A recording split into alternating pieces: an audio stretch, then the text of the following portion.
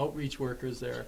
So we all deal with different pieces of it, but we came together 25 years ago and created this group so that we could make sure that we were trying to fill any voids in the community, trying to give a unified approach so that people could count on getting a consistent service from the service providers.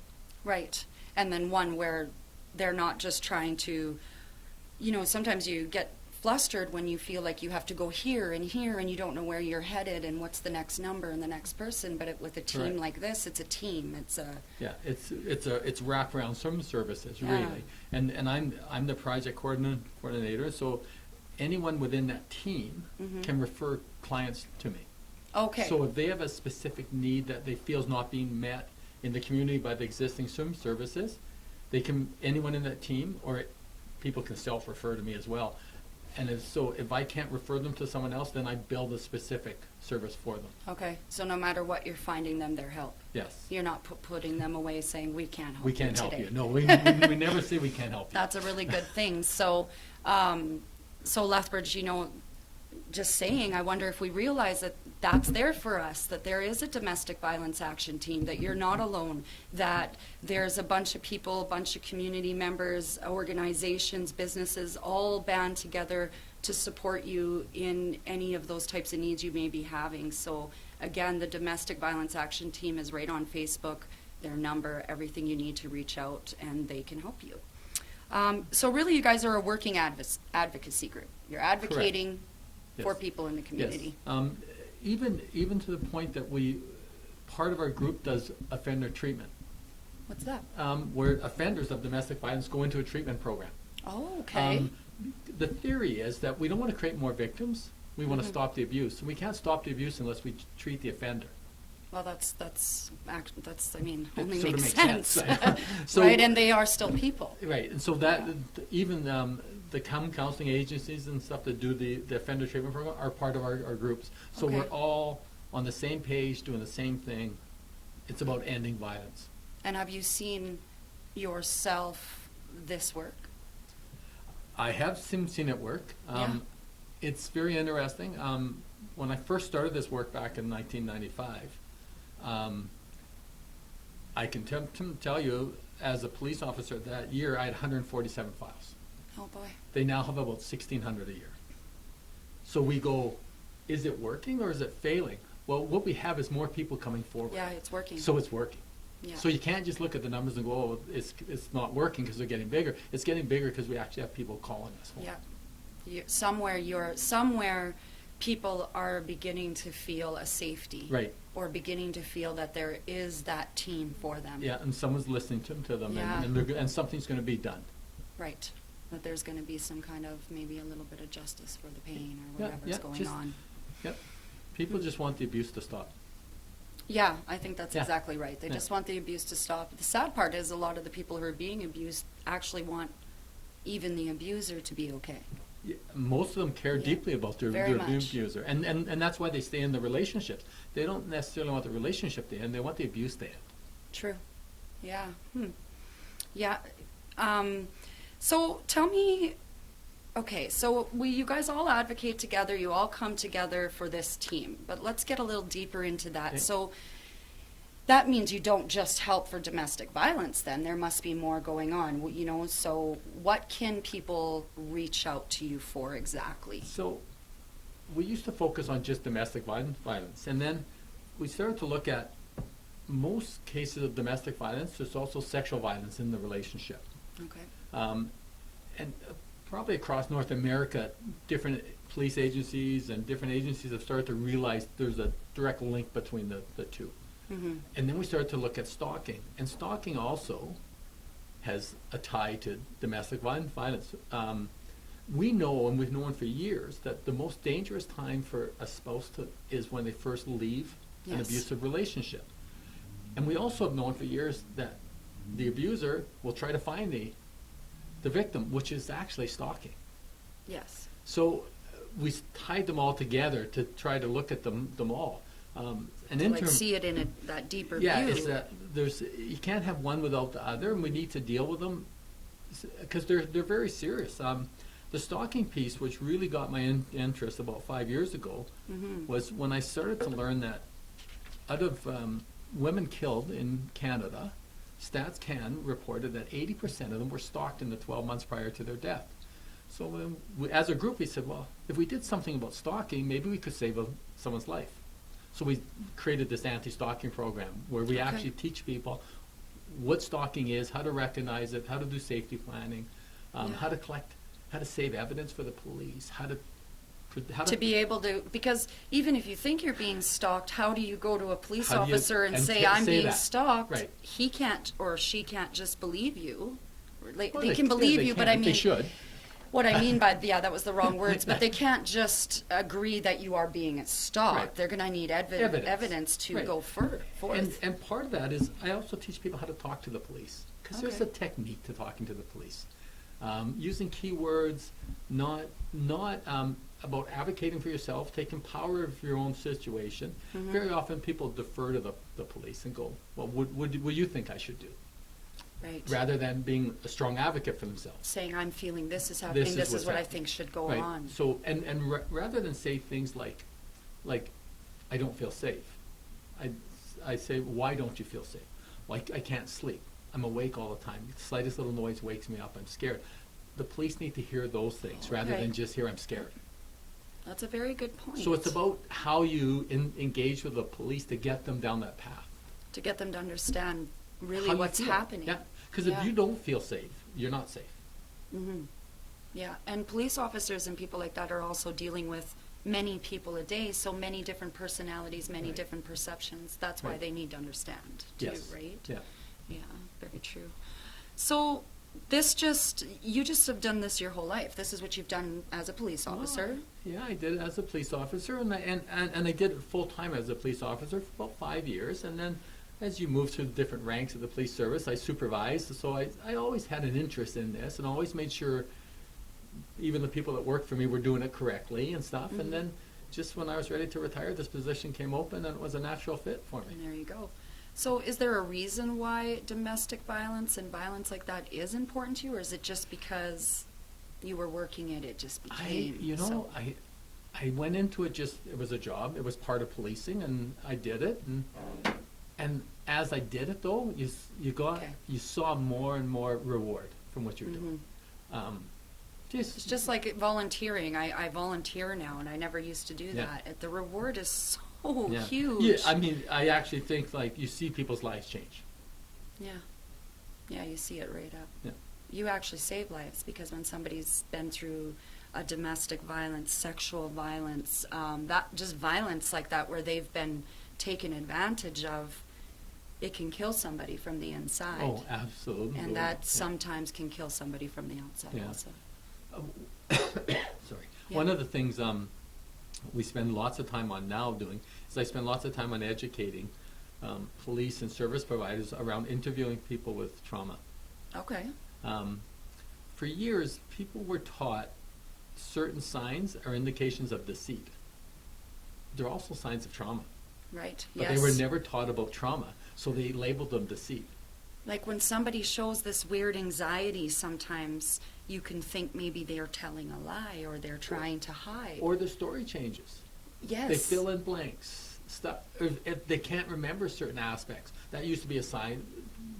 It used to be thought of as a sign of deceit. Right. Well, now we know through the neurosciences that's not true. That's a sign of trauma. Yeah, you can't place where you've been or what's happened. And because they can actually scientifically tell you how the brain doesn't connect in the right order. And the police have always asked who, what, when, where, why, and tell me in a chronological order. People that suffer trauma don't remember like that. So it's a big education curve for all the service providers about learning that. Right. I wonder if we all realize, sometimes I think I sit at home and a lot of the times I'll say, well, the system's mess, nothing's working, nobody's doing anything. How are we going to see any change? I didn't realize that there is some things in place, that we are doing change, there are more coming about, that, there is a domestic violence action team, and it's so important to realize that, and that you're not alone. So if you're out there today and you're feeling alone, please, reach out. Let's end the silence. it's crazy to still be silent, because the things that have happened to you are never your fault. That's right. And there's no reason to be silent. No one ever went into a relationship expecting that. No, never. No. Or nobody walked down the street and thought they were going to be abused or Yes. assaulted, or, it's just, So, I wonder if you tell me about some of the other places that are involved. I know you have the Chinook Sexual Assault Center. Yes. So the Chinook Sexual Assault Center is a new center, just opened in January. It was a few years in coming. We've had in Lethbridge here a group much like DBAT called SVAC, with the Sexual Violence Action Committee. Okay. We're a group of service providers, and lots of them were the same as the domestic violence team, got together and dealt with issues around sexual violence. Right. And so when I was sitting with them, we joined an organization called the Alberta Association of Sexual Assault Services. And through that, I got to see what was available throughout the province.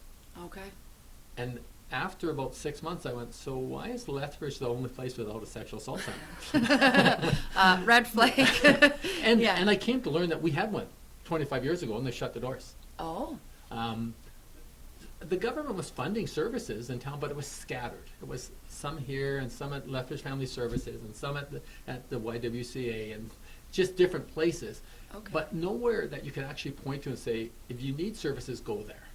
Right. So that's when we proposed to the government the Sexual Assault Center, and they funded that so we could open the doors and actually serve clients when we have counselors there. We have we call them system navigators. Okay.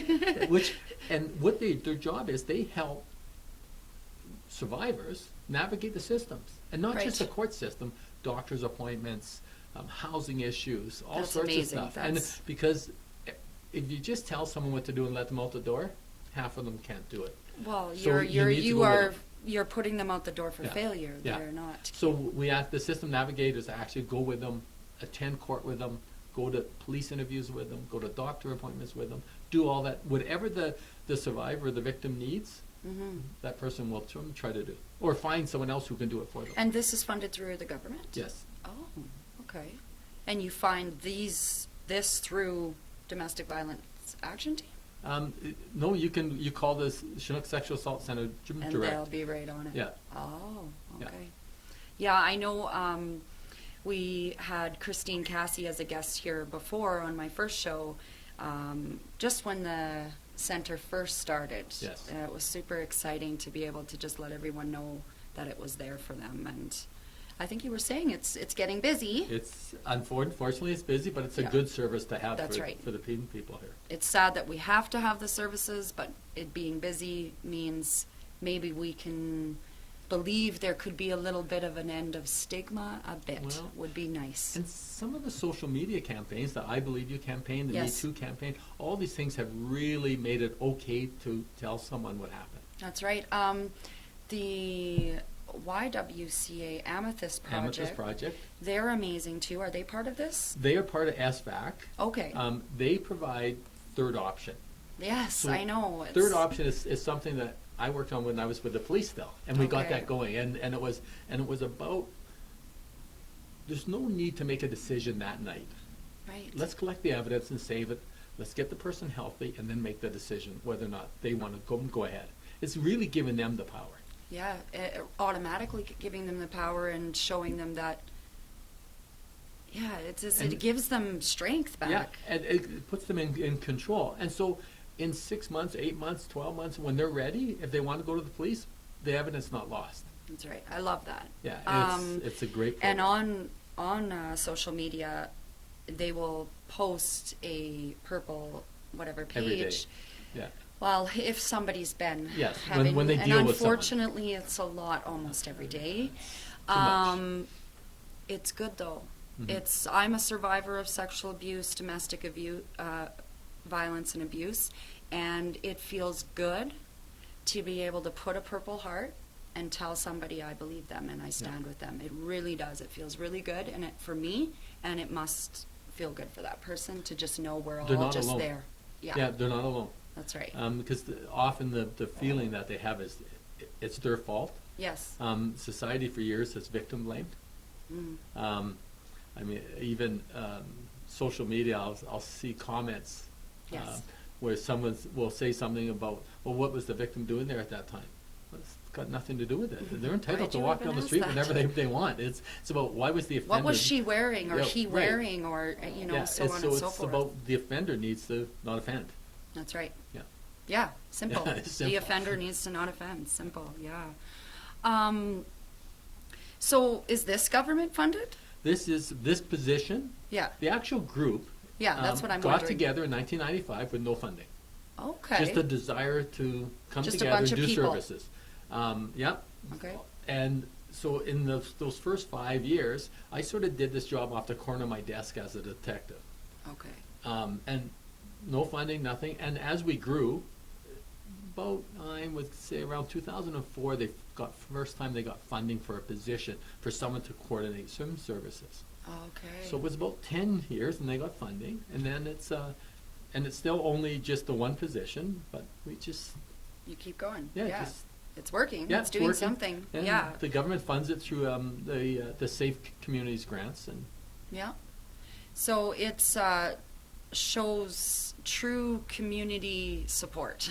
That's what that does. This yeah, it team right really, here. yeah, And how important it is that we realize banding together as a community builds this community. It is what's going to make this home and this place better for our children, for our grandchildren, for the people to come, or for our own selves while we're here. So I love that. I love seeing all the collaborations.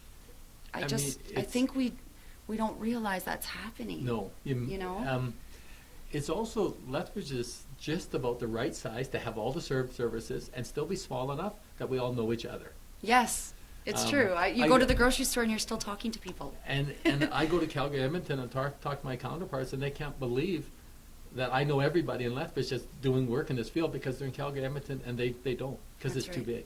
Hmm. We do have a really, really nice community here, and I do events for a group I'm part of, Bikers Building Bridges, and I notice how well as a community we do band together to support each other, to Yes. make events happen, to make change. It's really good. Yes. My little saying is, together we can make a difference, and it's just really because I believe it. Mhm. And And I this think we team do make a shows difference. it. Yeah. Yeah. Yeah, exactly. We do. So let's talk again about your anti-stalking program. Okay. Just because it's so, I think, important. Mhm. What is stalking? Stalking is defined in Canada as criminal harassment. Okay. The law itself says repeated unwanted contacts that makes a person fearful. Well, the Supreme Court has come out now and said repeated is once. It only has to happen once, and it's actually a crime, which is good. Like once that you're feeling fearful from someone. Someone's done some unwanted contact that made you fearful for your safety, Okay. and that's called criminal harassment. It's stalking. Right. It's very underreported to police. I learned this when I was with the police. I did some investigations as a detective around some stalking issues, and then when I left, I started to work with victims from the shelter on a regular basis. I found out they were all being stalked, but no one was reporting because it wasn't being recognized as stalking. It was being recognized as a nuisance. Oh, Or, okay. well, I have a court order and he ignores it. So those some sort of things. So that's when the first 6 months sort of went by, and I'm like, geez, we have exactly what DVAT's supposed to do: identify a gap.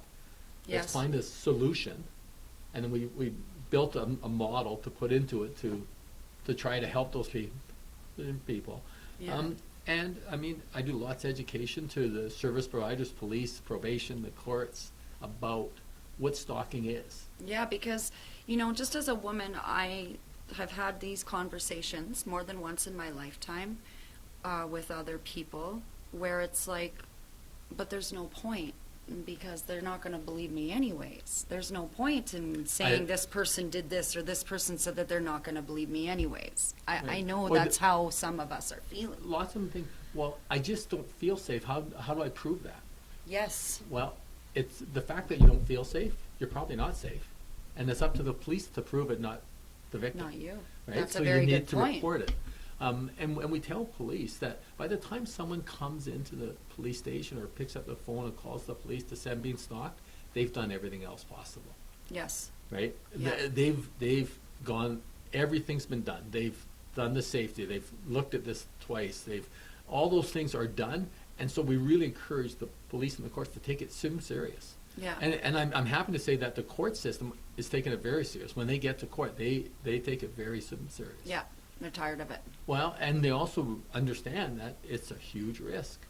Well, what I think about stalking in my own mind is, let's talk about the stalker themselves. Okay. So they start stalking. Something's wrong. Something's up. Maybe they like this person. Maybe they're mad at this person. I don't know why somebody stalks. There's going to be 1,000 reasons. But so they start stalking a little bit. If that's left to be allowed further and further, it's just going to breed this, I would think, this thing that this person's going to start to make bigger and bigger. And then maybe that's how some people, unfortunately, might end up with their lives taken, because somebody's over. So statistically, they say only between 11 and 15% of people stalked are stalked by strangers. Oh. They're stalked by intimate partners, people they know, or people they have who have wanted a relationship and they don't want one. Okay. Is that usually what's going on? It's usually like it's some kind of past lovers intimate thing? Relationship falls apart, breaks off, one party's not ready to move on. Mm-hmm. That's some yeah. That's a thing. And it's, I hate to say this because we're using it here, but technology makes it really easy. Of course. Yeah. Well, the technology is making just everything really easy. Yes. Unfortunately, the trafficking, the child pornography, and all the gross things that are out there are just becoming even more. Yes.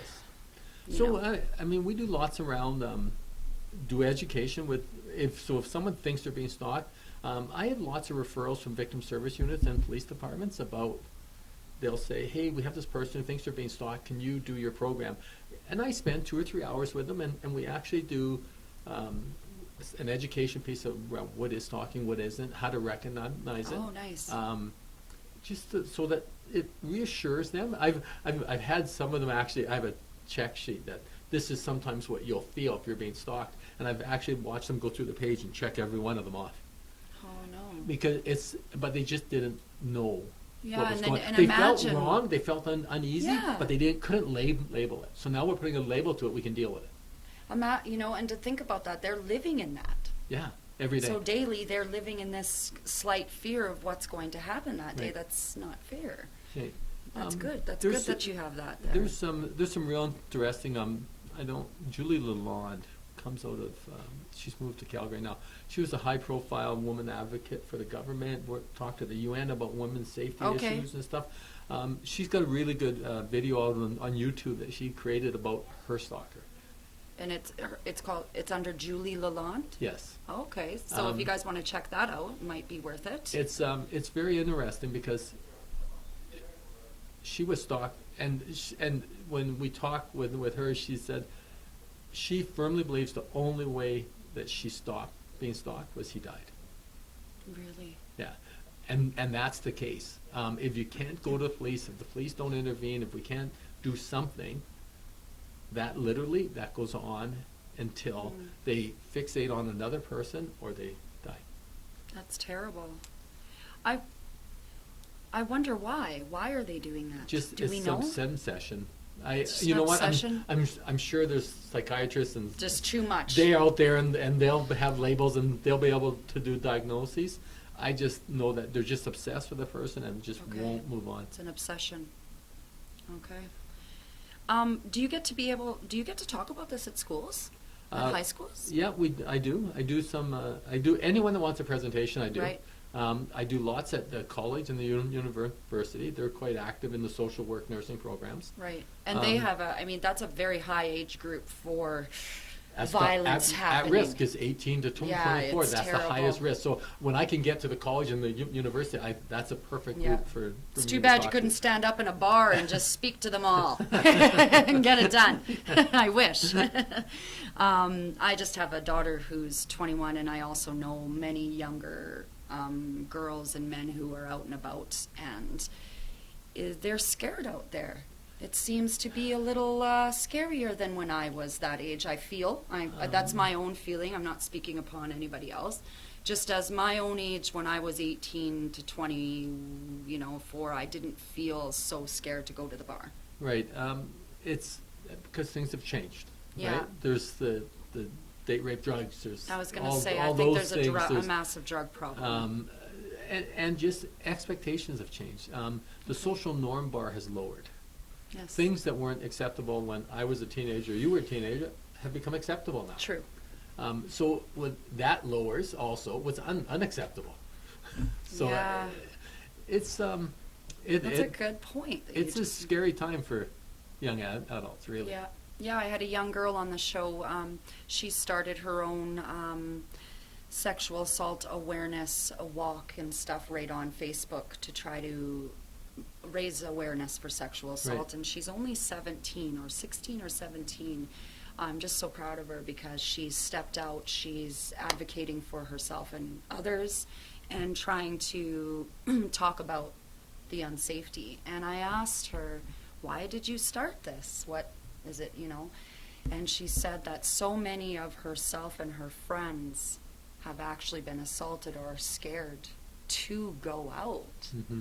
And I just thought, when we were 18, all we were doing was going out, Right. having so much fun. And we were just always kind of out on our own in the middle of the bush somewhere. I don't remember feeling Scared. scared. Yeah. It's a different time, for sure. I also think it's wonderful that a girl 16 or 17 Right. can do that. I know. Has the platform to do it. Has the encouragement from others to do it. Because there was a time when that wouldn't have happened. That's right. We're in a different time, but we're also in a time where we're tired of being silent. And Yeah. that is a very good thing. Yeah. Because in all the times in history where people were tired of silence is when change happened. So You have to have rebellion to have change. we need a little bit of rebellion. So how does somebody, if they're sitting here tonight and they're like, I need this team, I need to reach out here, I'm scared, I don't know, I want to talk about my problems. What do they do tomorrow? What do they do? You can phone anyone from the Domestic Violence Action Team. The Women's Shelter, Harbor House. Okay. You can call the Domestic Violence Action Team office, where I am. I'm not there all the time, and I'm the only person in the office, so it often goes to voicemail. But you're going to reach back I out. will get back eventually with everyone. Right. Lethbridge Family Services provides free on a sliding scale, right. counseling for sexual violence, and they're also experts in trauma and domestic violence. That's right. The Sexual Assault Center is there, and that has free Okay. counseling. The YWCA has an outreach team. The Amethyst team is there as well. Call the police if you're ready to jump into the criminal justice system. The starting point is the police. Yes. And they will hook you up with victim services, the shelter, domestic violence action team. Right. Anyone. They will get the services there. That's the place if you're ready to enter that. Sometimes I get that the police are busy. They have a lot going on. There's so much going on. Sometimes we want to be down about it. We want to complain or we want to make a fuss because this wasn't done or that wasn't done. But at the end of the day, guys, the police really are there for us, no matter if maybe we're feeling they're not. They really are. That's our community service for us. So and I know please many of reach them, out. and as individuals, they do care. Yes, they do. I have met very, very many right here in Lethbridge who very much care about us and about this community. Yeah. It's interesting because some of the work that DVAT's been doing with the police, it's about educating them about trauma right. and about things, and I've been in lots of meetings with them where they go, oh, we've been doing this wrong for years. See? So they're acknowledging that and they're And they're changing how learning. they're doing things. Right? And Yeah. maybe that's something as a society we're not realizing.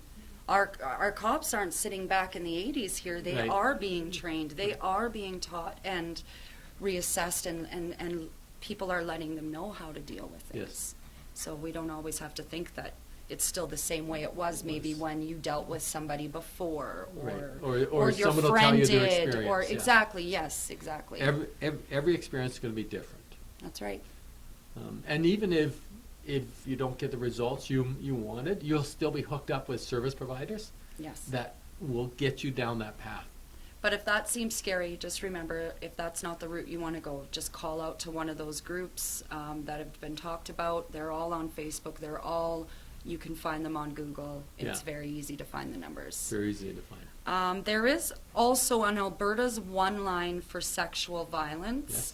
I know it says sexual violence.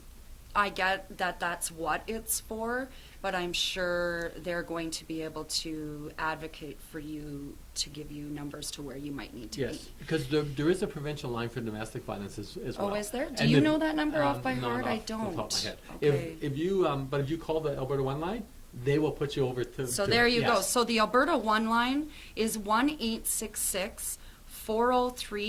1-866-403-8000. Again, 1-866-403-8000. And I looked it all up. Guys, they will always believe you, okay? Your hashtag I believe you, that's what they are. So you never have to wonder, well, I can't call there. Of course you can. That's what it's for. 1-866-403-8000, just because I think it's really important. Yes, it's I mean, that's an initiative, and I do lots of work with that group, the ASAS group, and they also recognize that it's not just sexual violence. Domestic violence Perfect. is very closely tied. Yes. Most people who have been in a domestic abusive relationship have experienced sexual abuse in that relationship. I think most of the time. Most of the time. So, I mean, you can't deal with one without dealing with the other. So, Mm-hmm. rather than being competing, as what you used to do at one time for grant dollars and stuff, we're Right. starting to come together and provide wraparound swim services Put those dollars together too. Is Yeah, that what's and happening? we can do that much better. Nice. Yeah. Okay, that's really good. So do you guys get community funded help or just government? We don't. It's just Alberta government right Okay. now. Yeah. We've been doing what we're doing. Right. So I know we have lots of support from the city itself. Mm-hmm. When we were in the process of building the model for the sexual assault center, we had lots of support from the city. Right. Not financially, but like moral support. What can we do? How can we help? Our city needs this. And that's important. Not all the times everybody will have money to give, but your moral support, your physical self, your time, your energy, all that type of Yeah. stuff. Sharing something on Facebook because, it can make a I change think too. it's really important for politicians to actually speak about the issue. Yes. Because when we never spoke about the issue, it got swept under the carpet. Mm-hmm. So now, if we can get the politicians in the face of the community to actually talk about the issues, it gets dealt with. Yeah, that's a good point. You got to get those big people talking about it. 'Cause when Yeah, it's and just- so we've been very fortunate here that everybody's been very supportive Mhm. through City Council, through the MLAs in the area that have Yeah. been very upfront and helpful. So it's been very good. And it's a big shout out and a big thank you to any survivors of abuse, sexual violence, domestic abuse, any kind of abuse, actually, child abuse. I don't really care what you've been through. If you've been abused and you've survived and you've stood up for yourself and for others and advocated and said no to the stigma and just told your story so that others could heal, thank you. Yep. Because that really is making a change in our world, and it means a lot to all of us. Yeah, it's every time you tell your story, Mhm. it gives someone else the power. That's right. Yeah, it really does. My own self, that makes me think about how important it is because I've been through domestic violence myself when I was younger, and I just want to talk about it slightly because I want to just discuss how different it is now and how important that is. That we really do realize that whatever we thought was happening then, it's okay. You can talk about it now. There's a lot more help for you. I know back then I didn't feel there was, but now I realize there is. There and is. I just want others to realize that too, so that you're not sitting there thinking you can't get help when you can. Another thing, if you were a victim of abuse before, and that is something you have not dealt with, or is still hurting, or is still causing you fear, or whatever it may be doing to you, I know that these places are there for you still. Yes. That's not something that goes away alone, and it wasn't okay what happened back then, and it's still not okay now. So if you need help, please go get it. Just talk about it. Talk about what happened to you. Just let somebody like Christine Cassie show you that it's okay to talk about it. Get it out so that the rest of what's left, you can live freely from that, is a really important thing too. I think we sit with that abuse and we don't let it go. Right. One of the things that was interesting, I saw on Facebook here maybe a month or so ago, and I shared it, was a little post that said, "Trauma is the gateway drug." Mm-hmm. And how true. I just shared that the other day too, because I read that and I thought, oh boy, we all need to, why don't we teach literally every child that, so that they can realize. So you have to deal, if you deal with that trauma, you talk to someone, you just understand it, don't let it control your life. Yeah. Things will be better. My trauma counselor, when I finally went for trauma counseling, which actually I got through Lethbridge Family Services, the counselor that I say is absolutely amazing is Marvin Vandenhoek, and he runs, oh boy, am I going to draw a blank right now? Animal Assisted Therapy, Blue Rain Ranch Animal Assisted Therapy out of Fort Macleod, and he does trauma therapy, and he can also work with you with animals. I just need to shout out to him because he saved my life, right? And I just think that trauma therapy is something we need if you've been through trauma. Mm-hmm. Going in to see a counselor and just getting counseling is not the same as a trauma therapy. Sometimes we don't realize that. The counselor needs to be trained in trauma-specific Yes, there's a very different thing going on. Trauma is completely different than just a depression or just it's different than a depression or an anxiety or a disorder like that. It is something that's hard to relive, and you need somebody trained to help you through that. Yeah. I know Lethbridge Family Services is great with that. They're amazing. I refer tons of people there. They're, all of their counselors are trained in this. They're all really good at it. Yes. And they're a sliding scale. Yeah. So that means you're going to be able to afford this. You're going to find a way to help you, not just leave you at the door going, well, it's $200 and we can't let you in today. No. Right. Yeah, they're very good about that. And like I say, when it's around sexual violence, the Sexual Assault Center provides that same counseling, trauma-informed, they actually have counselors from Lethbridge Family Services come over to do the counseling, and it's all free. Right. I got the sexual violence counseling. That's how I got in there.